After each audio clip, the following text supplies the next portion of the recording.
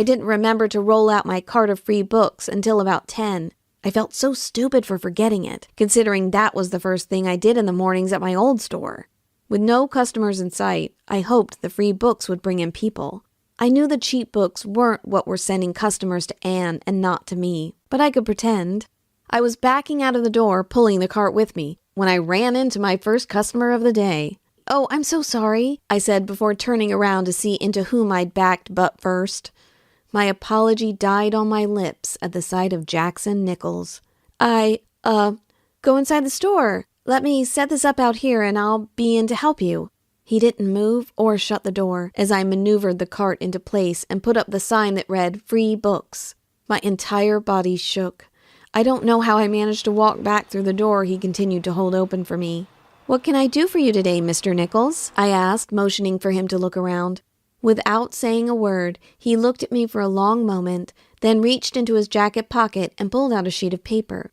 He handed the paper to me, then walked away to look at a spinning rack of romance novels.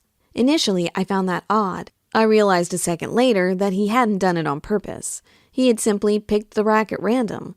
I waited for him to move on to a different section once he had read the backs of a few books. When he didn't, I shrugged and opened the folded piece of paper. "Would you like to purchase this book?" I asked, holding up the piece of paper.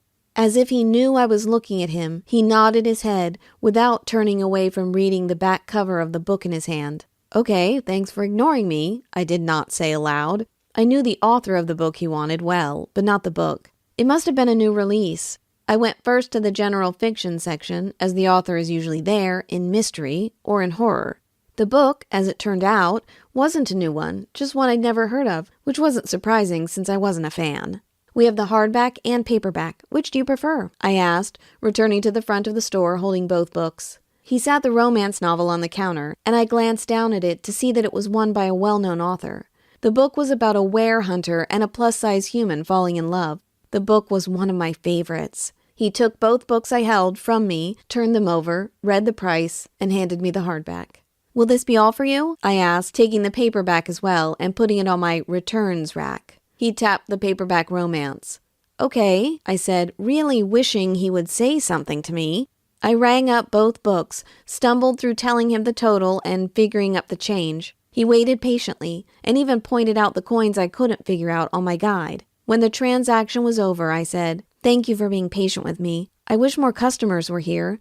On the other hand, until I get used to Valeterra, I guess it's good that things are slow. I hate to let you guys down, but I had my misgivings.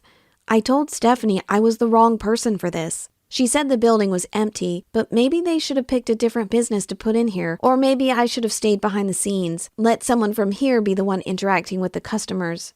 We might have customers then." I had been looking out at the empty store as I talked, and had all but forgotten he was there. His silence and my fear had me rambling on without being coherent to someone who could probably care less about what I thought about such things. "I'm sorry, I think aloud too much. Thank you for stopping by the store. I hope you enjoy the novels," I said, handing Jackson his bag. As we made the exchange, his calloused palm ran across the palm of my hand. I suppressed the urge to both pull away and grab his hand. Both urges I felt at the same time. One because the touch left my palm tingling, almost like it was asleep, and the other because I desperately wanted to touch more of him. His pupils dilated and his nose flared. I instantly knew that he could tell that that simple touch had turned me on so much that if he touched me again, I would come from that alone.